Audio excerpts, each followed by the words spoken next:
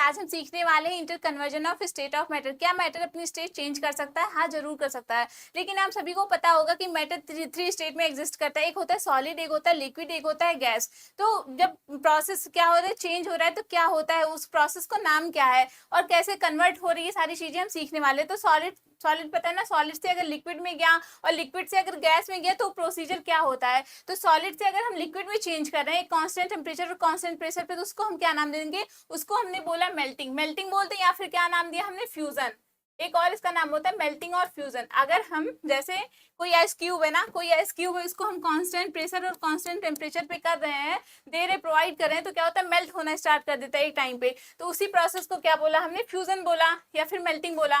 फिर जो वो लिक्विड बन के तैयार होता है ना, लिक्विड, फिर हम अगर उसको कांस्टेंट टेम्परेचर या कांस्टेंट प्रेशर प्रोवाइड कर रहे हैं, तो क्या होता है, एक टाइम ऐसा आता है कि वो वेपराइज होना स्टार्ट कर देता है। तो उसको क्या बोला हमने? लिक्विड से अगर गैस में चेंज हो रहा है तो उस प्रोसेस को हमने क्या नाम दिया? हमने नाम दिया वेपराइजेशन।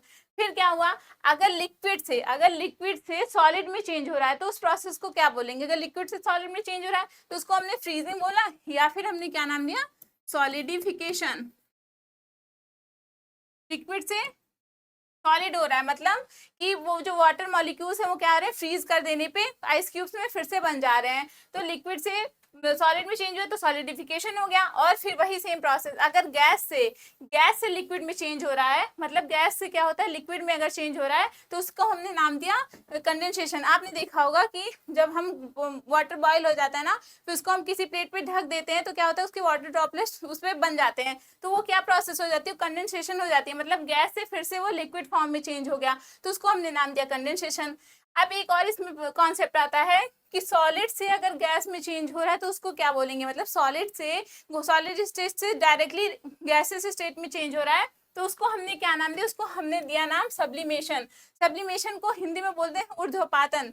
क्या होता है कि जैसे नेफ्लिन की बॉल्स होती है ना, आपने देखा होगा नेफ्लिन की बॉल्स होती हैं ठंडियों में, आपकी मम्मी जब कपड़े रखती हैं अलमीरा वगैरह में तो नेफ्लिन बॉल्स डालती है। उसमें क्या होता है कि थोड़े दिन बाद देखेंगे वो सॉलिड रहती है, थोड़े दिन बाद देखेंगे कि बहुत छोटी हो जाती है, उसके बाद क्या होती है, एकदम ही डिसअपियर हो जाती है।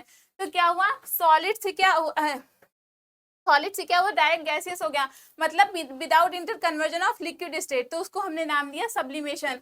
फिर एक ऐसी प्रोसेस और आती है कि गैस से क्या हो जाता है, सॉलिड में चेंज हो जाता है, मतलब कहीं के उसको रिवर्स सब्लिमेशन भी बोलते हैं और कहीं के उसको डिपोजिशन भी नाम देते हैं। एक और नाम होता है इसका डिपोजिशन होता है, ठीक।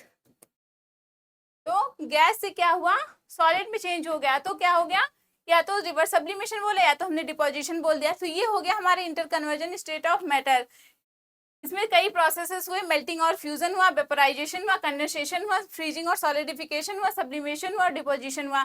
एक स्टेट ऐसी आती है, जैसे यहाँ पे मैंने बोला ना कि सॉलिड मतलब ये आइस क्यूब्स है, इसको हमने कांस्टेंट प्रेशर और कांस्टेंट टेम्परेचर प्रोवाइड किया, तो एक ऐसा टाइम आता है कि जो सॉलिड के पार्टिकल्स होते हैं उसमें फोर्स ऑफ अट्रैक्शन होता है, तो ऐसा टाइम आता है कि वो टूट जाता है, ब्रेक हो जाता है, तो क्या होता है, वो मेल्ट होना स्टार्ट हो जाता है। तो जिस पॉइंट पे सॉलिड लिक्विड में मेल्ट होना स्टार्ट हो जाता है, उसी पॉइंट को हम क्या बोलते हैं? मेल्टिंग पॉइंट बोलते हैं। क्या हमने नाम दिया उसको हमने बोल दिया मेल्टिंग पॉइंट।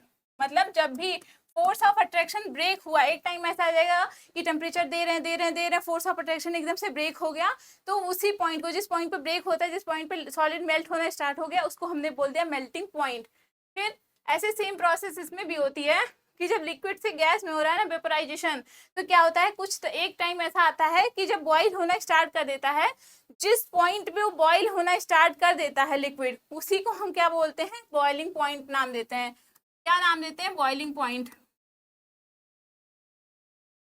अब जैसे वाटर का बॉइलिंग पॉइंट कितना होता है? 100 डिग्री सेंटीग्रेड होता है। अगर हमको वाटर का बॉइलिंग पॉइंट लेना हो तो क्या हो गया, वो 100 डिग्री सेंटीग्रेड हो गया। और लिक्विड मतलब सॉलिड से लिक्विड बना ना, मेल्टिंग पॉइंट, तो आइस क्यूब्स का मेल्टिंग पॉइंट कितना होता है? 0 डिग्री सेंटीग्रेड होता है। तो ये हो गया हमारे inter conversion of state of matter का पूरा ही कॉन्सेप्ट, कि मतलब सब्लिमेशन क्या हुआ, रिवर्स सब्लिमेशन क्या हुआ, ये सारी चीजें हमने सीख ली। Thank you so much.